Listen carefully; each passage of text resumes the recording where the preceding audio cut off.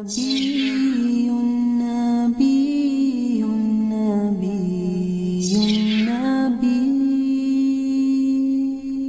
نبی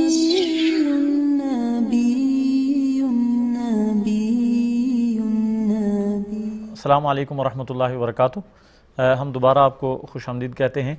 بات چل رہی تھی رسول اللہ صلی اللہ علیہ وسلم کے اسوہ حسنہ کی، کہ آپ صلی اللہ علیہ وسلم کے جو اسوہ حسنہ ہیں وہ زندگی کے تمام شعبوں کا احاطہ کرتے ہیں۔ ایک مثال میں نے عرض کی تھی کہ رسول اللہ صلی اللہ علیہ وسلم جو ہے وہ انہوں نے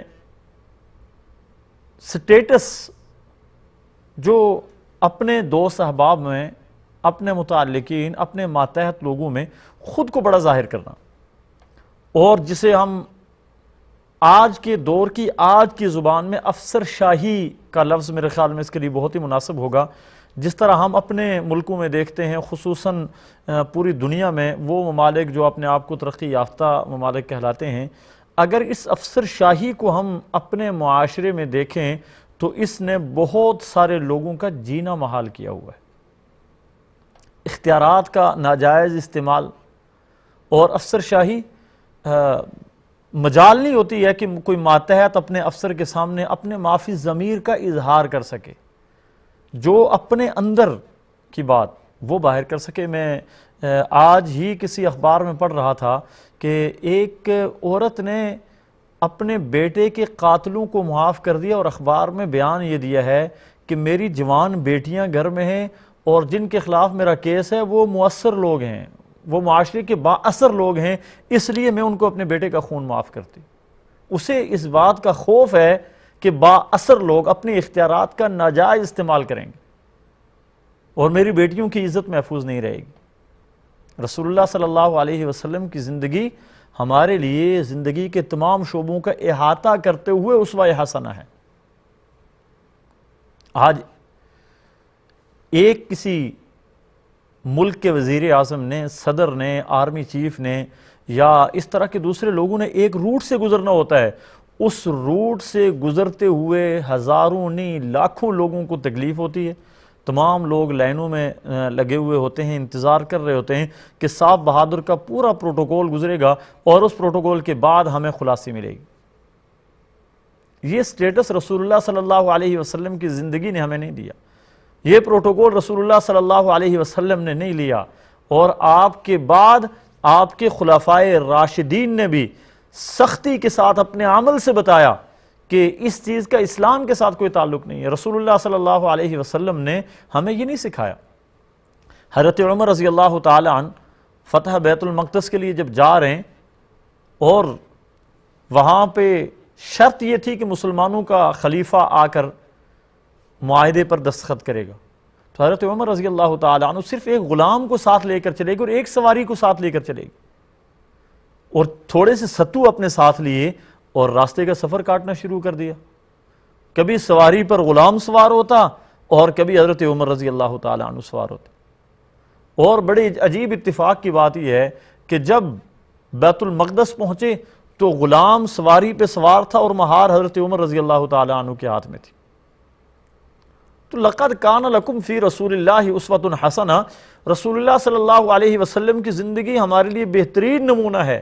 نماز بھی ہم انہی جیسی پڑھیں، عبادات بھی ہم انہی جیسی کریں، لیکن اپنی زندگی میں اس کو اپلائی کریں، ہم زندگی کے باقی شعبوں میں بھی اس کو اپلائی کریں۔ ایک باپ کی حیثیت سے دیکھیں رسول اللہ صلی اللہ علیہ وسلم کو، ایک باپ کی حیثیت سے آپ نے کیسی زندگی گزاری۔ آپ کی بیٹیاں تھیں سیدہ رقیہ، سیدہ ام کلثوم، سیدہ زینب، سیدہ فاطمہ الزہرا رضی اللہ تعالی عنہا۔ ان میں تین بیٹیاں رسول اللہ صلی اللہ علیہ وسلم کی زندگی ہی میں دنیا سے رخصت ہو گئی۔ سیدہ فاطمہ الزہرا رضی اللہ تعالی عنہا آپ کی دنیا سے چلے جانے کے تھوڑا ہی عرصے بعد دنیا سے رخصت ہو گئی۔ تو ایک باپ کی حیثیت سے رسول اللہ صلی اللہ علیہ وسلم کا لگاؤ برتاؤ اپنی بیٹیوں کے ساتھ کیا تھا۔ سیدہ فاطمہ الزہرا رضی اللہ تعالی عنہا جب آتی، باوجود اس کے کہ حضور پاک صلی اللہ علیہ وسلم باپ ہیں، باوجود اس کے آپ خاتم النبیین ہیں، باوجود اس کے امام الانبیاء ہیں، باوجود اس کے کہ آپ کا مقام بعد از خدا بزرگ تو ہی قصہ مختصر، اللہ کے بعد سب سے بلند مقام رکھنے والے، لیکن جب بیٹی آتی تو کھڑے ہو جاتے اور بیٹی کو بیٹھنے کے لیے جگہ دیتے، بیٹی بیٹھتی اس کے بعد آپ بیٹھتے۔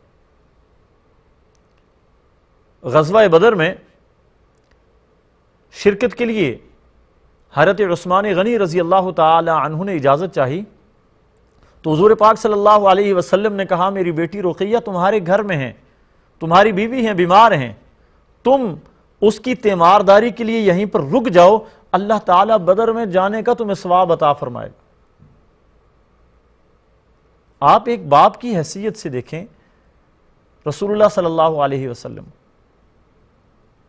معاشرے کے ایک فرد کی حیثیت سے دیکھیں، ایک تاجر کی حیثیت سے دیکھیں، ایک جرنیل کی حیثیت سے رسول اللہ صلی اللہ علیہ وسلم کو دیکھیں۔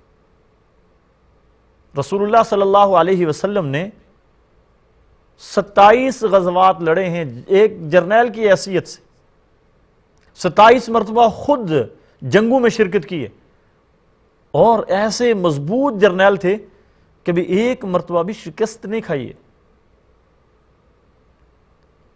اور مضبوط حکمت عملی کے ساتھ۔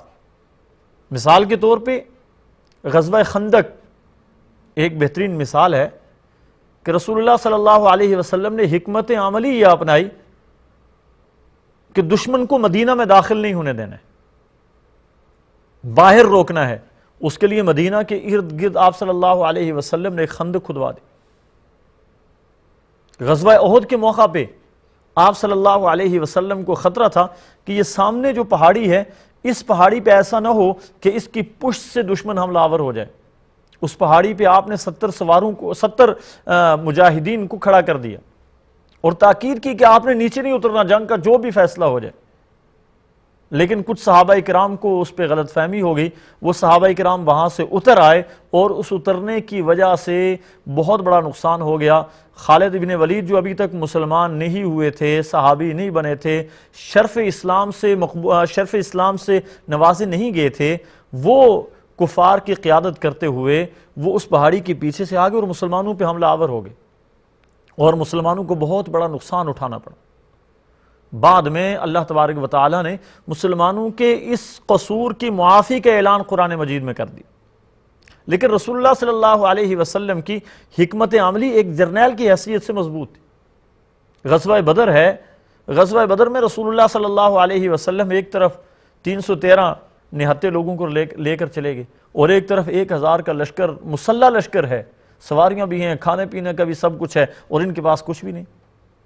رسول اللہ صلی اللہ علیہ وسلم نے اسباب کی دنیا میں جو تیاری ممکن تھی، اسباب کی دنیا میں وہ تیاری کی، صحابہ کرام رضوان اللہ علیہم اجمعین کے جذبات کو جنگ کے لیے ابھارا، اور اس کے بعد سجدے میں گر گئے۔ سجدے میں گرنے کے بعد ارشاد فرمایا اللہم ان تہلک ہذہ العصاب لا تعبد بعد اليوم، اے اللہ میرے پاس جو کچھ تھا میں لے کر آ گیا، تیرے راستے میں لے کر آ گیا۔ ان تہلک ہذہ العصاب، یہ جو میرا جتھا ہے، جو میرا لشکر ہے، ان تہلک ہذہ، اگر یہ آج شہید کر دیا گیا، لا تعبد بعد اليوم، یا اللہ آج کے بعد تیری عبادت کرنے والا کوئی باقی نہیں رہے گا۔ یعنی رسول اللہ صلی اللہ علیہ وسلم کی یہ دعا تھی کہ یا اللہ اگر تو چاہتا ہے تیری عبادت باقی رہے تو ان صحابہ اکرام کی حفاظت کرنا۔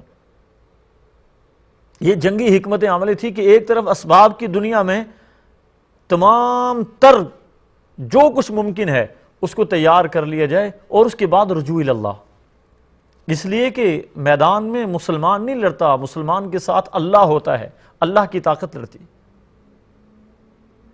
تو رسول اللہ صلی اللہ علیہ وسلم ہمارے لیے بہترین نمونہ ہے۔ زندگی کے تمام شعبوں میں مطالعہ کیجئے، آپ اگر ایک تاجر ہیں، آپ اگر ایک باپ ہیں، آپ اگر ایک پڑوسی ہیں، آپ ایک تعلق دار ہیں، تو اس تعلق کو دیکھیے رسول اللہ صلی اللہ علیہ وسلم نے تعلقات کو کس طرح نبھایا ہے، کس طرح پروان چڑھایا ہے تعلقات کو۔ تجارت بھی کی، گھریلو زندگی رسول اللہ صلی اللہ علیہ وسلم کی اما عائشہ صدیقہ رضی اللہ تعالی عنہ کی بہت ساری روایات۔ اب ہمارے ہاں کیا ہوتا ہے، ہم اپنے گھر میں شاید سمجھتے ہیں کہ گھریلو کام کاج یہ ہمارے سٹیٹس کے خلاف ہے. گھر میں کام کاج گھر کی عورتیں کریں گی، مرد کا کیا کام ہے گھر میں کام کرنا. اما عائشہ صدیقہ رضی اللہ تعالی عنہا فرماتی ہیں کہ رسول اللہ صلی اللہ علیہ وسلم گھر کے کام میں اپنی ازواج کا ہاتھ بٹاتے تھے، حتیٰ کہ اگر رسول اللہ صلی اللہ علیہ وسلم اپنے جوتے ٹوٹ جاتے تو ان کے جوتوں کو گانٹھ لیا کرتے تھے. آپ کے کپڑے پھٹ جاتے، آپ اپنے کپڑوں کو اپنے ہاتھ کے ساتھ سی لیا کرتے تھے. کپڑوں پہ اگر کسی جگہ پر پیوند لگانا ہوتا تو رسول اللہ صلی اللہ علیہ وسلم وہ پیوند خود لگا لیا کرتے تھے، اپنے کپڑے خود دھو لیا کرتے تھے رسول اللہ صلی اللہ علیہ وسلم. احتیاج نہیں تھا رسول اللہ صلی اللہ علیہ وسلم کو ان چیزوں کا. ازواج مطہرات اس خدمت کو سعادت سمجھتی تھی، لیکن آپ صلی اللہ علیہ وسلم نے اپنے اعمال میں امت کے لیے ایک سبق چھوڑنا تھا. امت کے لیے ایک سبق چھوڑنا تھا کہ دیکھنا لَقَدْ كَانَ لَكُمْ فِي رَسُولِ اللَّهِ أُسْوَةٌ حَسَنَةٌ. تمہارے لیے اگر رسول اللہ صلی اللہ علیہ وسلم کی زندگی بہترین نمونہ ہے تو آپ صلی اللہ علیہ وسلم کی عائلی زندگی، خاندانی زندگی، وہ بھی ہمارے لیے بہترین نمونہ ہے. ہم آپ صلی اللہ علیہ وسلم کی زندگی سے سبق لیں اور انہیں ایک آئیڈیل کی حیثیت سے ہم لیں رسول اللہ صلی اللہ علیہ وسلم. اللہ تعالیٰ نے آئیڈیل قرار دیا ہے. آج اس معاشرے میں نوجوان دوستوں کے لیے خصوصی طور پہ اپنا پیغام چھوڑوں گا کہ آج نوجوانوں کو دیکھیں. نوجوانوں نے دنیا میں اپنے اپنے آئیڈیل بنا لیے. مثال کے طور پہ کسی کھلاڑی کو اپنا آئیڈیل بنا لیا.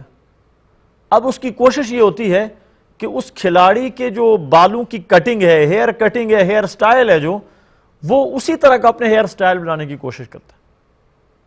وہ اس جیسے کپڑے پہننے کی کوشش کرتا ہے، وہ اس جیسے جوتے پہننے کی کوشش کرتا ہے، وہ اس جیسے انداز اپنانے کی کوشش کرتا ہے.